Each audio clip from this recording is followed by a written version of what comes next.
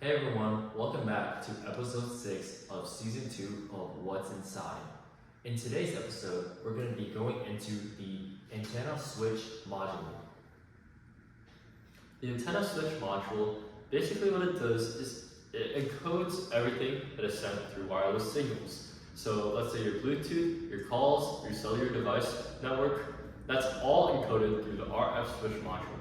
And what this does basically is it encodes the message in a way where hackers and anyone else cannot tap into it and listen to your conversation. So that's how you ensure your phone calls are secure. If you ever heard end-to-end encryption, that's where it kind of comes from. So yeah, let's get into episode 6, or the RF antenna module. Hope you're excited because this one's a fun one. Hey everyone, so let's get into it. The ASM. So why does it actually matter? Your phone supports multiple frequency bands. For example, GSM 850, WCDMA 2100, etc. But it typically only has one or two physical antennas. How does one antenna handle all these bands and modes? That's where the ASM comes in. The ASM selects the proper RF path based on mode, 2 gigabytes or 3 gigabytes.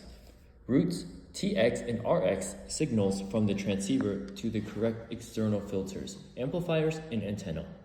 Provides isolation, ensuring that different signals don't interfere.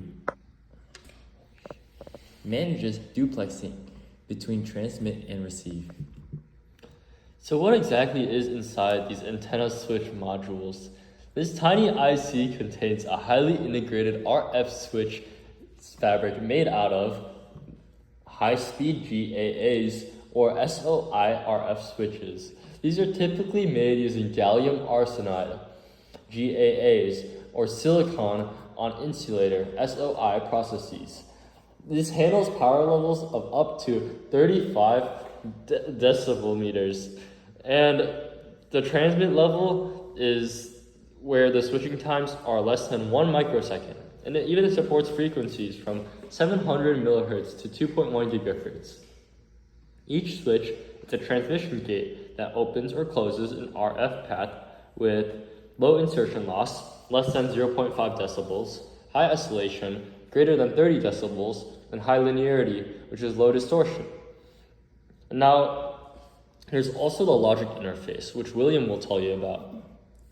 So it has the control line.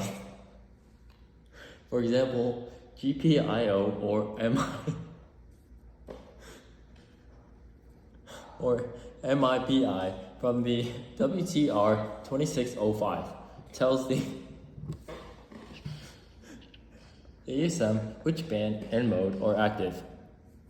These signals select which RF path to activate. Then we have the routing matrix, usually 4-2 or 6-2 topology, meaning 4 to 6 inputs from PA filters and 2 outputs to main and diversity antennas. Internal structure can be a cross-point matrix or hierarchical tree. Lastly, the ESD protection and filtering. ESD diodes at each port to protect sensitive RF front ends. May include low-pass filtering to block out of band harmonics. And now, how does the antenna switch module work? Step by step. Let's say you're on a 3 gig call over band 4, AWS. So basically, the first thing that happens is the WTR 2605, which we talked about last episode, signals a control line, band 4, TX active. Then the ASM receives that signal and activates the TX path from the WTR 2605 into band 4, into the PA in the ASM.